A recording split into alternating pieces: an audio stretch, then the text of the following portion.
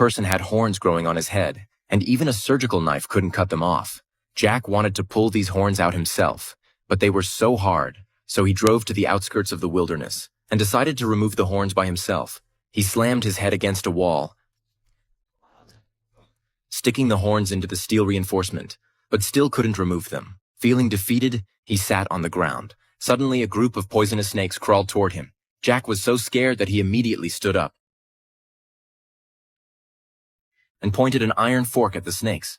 However, the snakes climbed up the fork, seemingly not intending to harm him. Jack allowed the snakes to coil around his body. With the appearance of these devilish horns, Jack began to hear the thoughts of others. Wherever he went, he was always disliked by others. But as time passed, he gradually mastered the power of the horns. One night, he arrived at a car, and the woman inside saw him and immediately wanted to go home. At that moment, the poisonous snakes had already crawled into the car, suddenly biting the woman. The woman painfully collapsed outside the car. Then he returned home and forced his brother to take all the medicine on the table.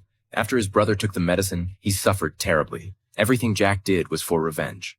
Jack learned from an old man that the person who falsely accused him of murder was actually a waitress from a restaurant. So Jack went to the restaurant and found her, using the power of the devil's horns.